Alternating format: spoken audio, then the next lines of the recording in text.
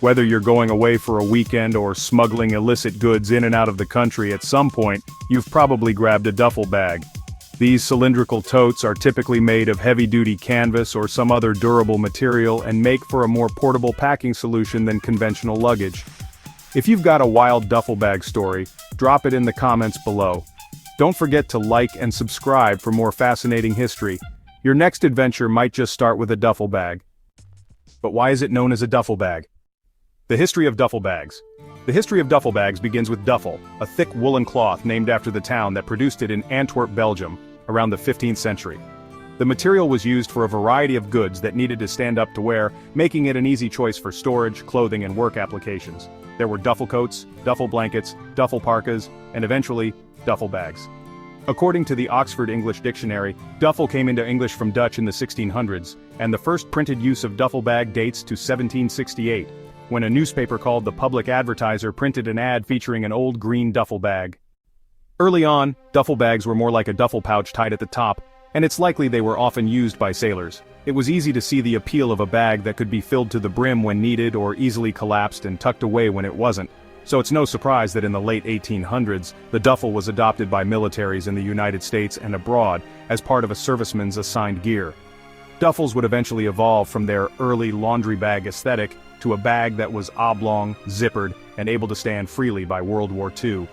The term duffel bag began to gain popularity in the early 20th century, a trend that continued when soldiers returned home and brought their duffel bags with them.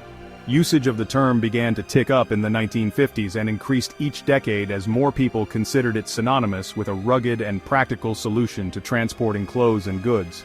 The word also sometimes referred to the contents of a bag rather than the bag itself. If, for example, you left your bag open and the clothes inside spilled on the floor, someone might say that you dropped your duffel. So, come the 1980s, it was actually pretty common to see mentions of duffel bags in the press, but, not for back-to-school sales. Cocaine dealers often utilized the bags to heft their valuable kilos. In 1985, the bags were confirmed not to be animal-proof. Some cocaine that was tossed out of a drug smuggling plane over Georgia was discovered by a bear and ingested, a tale that loosely inspired the 2023 movie Cocaine Bear. What's the difference between a duffel bag and a gym bag? You know, some people use duffel bag and gym bag interchangeably, but they're not quite the same. While duffels are usually made from heavy materials, gym bags are often made with lighter synthetics for easier air movement.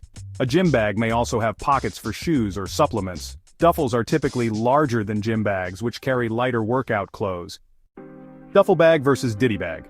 A duffel bag may also be confused for a ditty bag, but as with a gym bag, there are significant differences. A ditty bag, which dates to the 1860s, is a smaller tote that was originally meant for a sailor's smaller possessions like grooming or sewing supplies, and in the 20th century, volunteers called care packages sent to troops in Vietnam ditty bags.